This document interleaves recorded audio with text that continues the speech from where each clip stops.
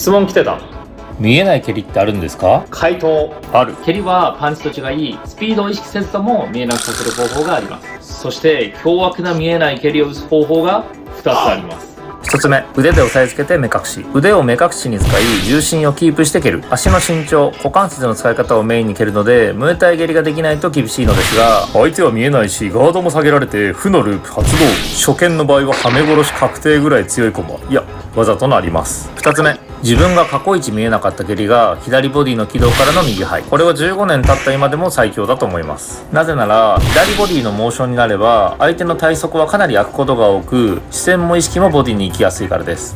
打ち方のコツは、左ボディをマジに意識させる。右ハイを打つギリギリまで左ボディに似せること。あえて前傾スタイルを取れば取るだけ右ハイが見えなくなります。皆さんの見えなかった蹴りもぜひコメント欄に書いてください。